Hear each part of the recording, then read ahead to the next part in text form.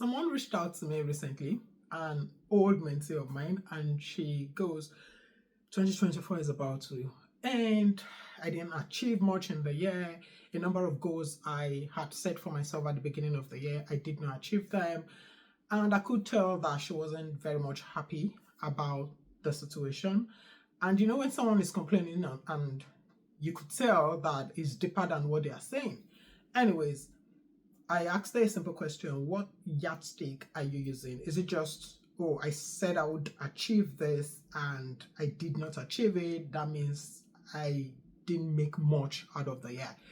And then she goes, yes, some goals she had said, at the beginning of the year are not achieved. I said, okay. And I wanted her to get to a point, and this point, we eventually got there, which is that your yardstick sometimes is also faulty. Let me put it that way. Because, yeah, everybody knows I sort of like setting goals. I set goals for approximately everything in my life, the money I want to save in a year, the money I want to invest in a year, the things I want to do in a year. I sort of set goals, and I've been doing this for many years. And to be honest with you, it has been helping. Have I been achieving 100% of my goals? No. I have not seen a year where I checked off all my goals. Not one year. There are times I would, it could be a big goal, it could be a small goal, but I do not always meet 100% of my goals. And that's not the point of setting goals. The point of setting goals is not to achieve everything. It's just to give you some sort of direction. It's just to let you know what to focus on. So I told her that it is not only about achieving a specific goal. It is about who you become in the process. It is about those goals or those things you've achieved that you didn't plan for. And it is about, the tiniest things that you have not acknowledged. Setting goals does not necessarily mean you say, I will do this, and then you have to do this. Life happens. Life would always happen. You wouldn't plan for something and it will come, and then you will plan for some, you will achieve them, but know also that some things you wouldn't achieve. Anyways, I tried to make her see reasons that you've not failed. You have to compare yourself with who you were last year, not just in terms of, oh, I want that promotion, I didn't get it. Oh, I want to write a book, I didn't write it. It's also about what have you done? What are those small tiny growth you've recorded this year? For example, what are you able to do now that you were not able to do last year?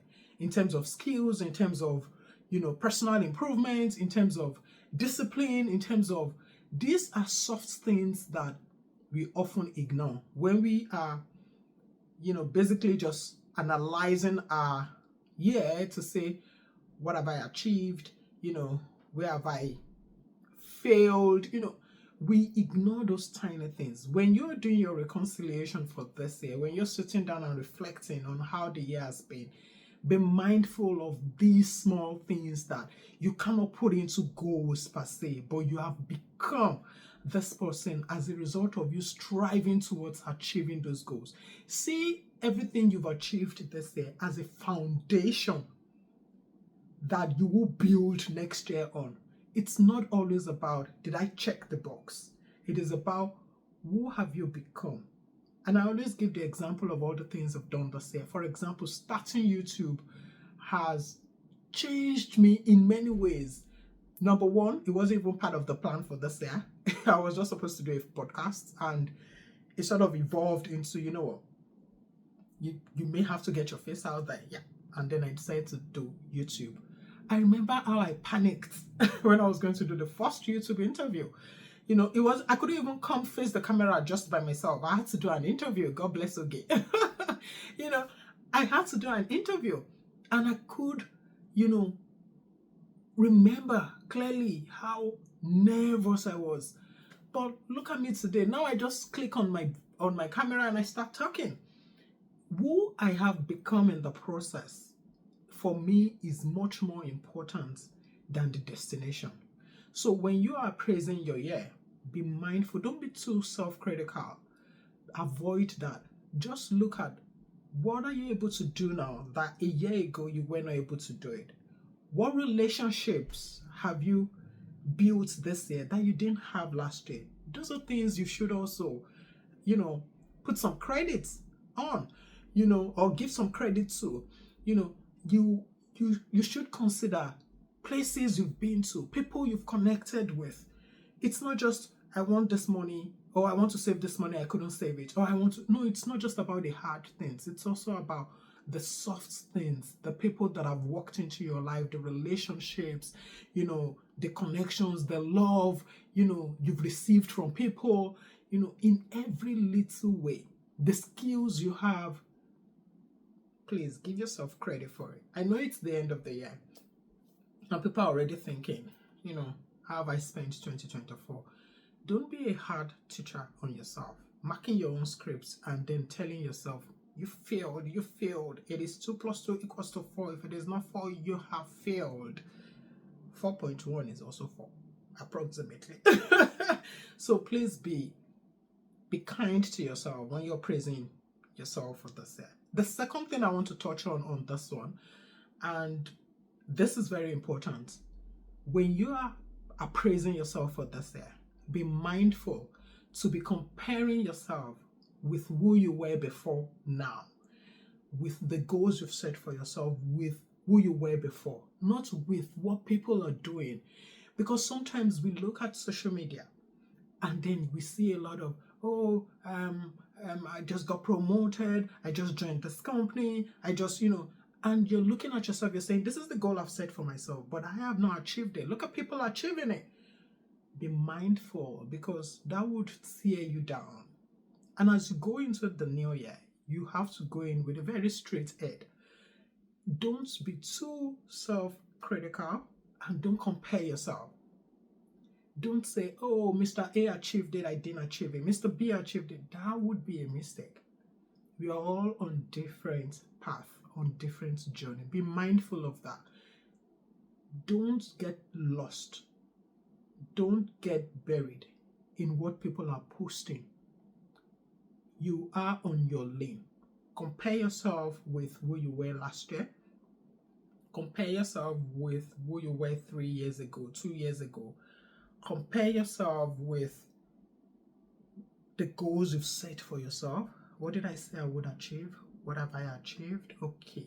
What are those tiny things that I've also gained, which I didn't even plan to gain? For example, now I know how to edit. Now I know how to record. Now I know how to run YouTube. Now I know, don't focus on the destination. Focus on the tiny things, because those things will build up over time. Remember, it's also about, that 1% incremental improvement over time.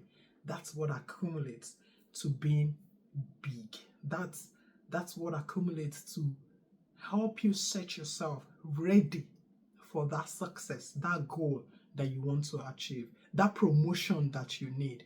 Everything you've done this year is a foundation for that promotion next year, is the foundation for that growth you're looking for next year. See it in that light and go into next year with a lot of energy to say, you know what, I said I would do this year, it didn't happen. Next year it's going to happen, because I have built for myself what I need for next year, to be able to handle the success that is coming my way. If you have watched this far, I am going to give you a gift. I'm sweet like that. This is it.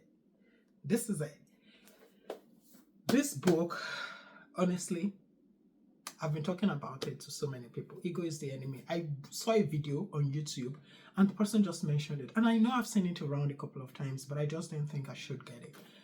But honestly, I think it was ego that made me think I don't need it.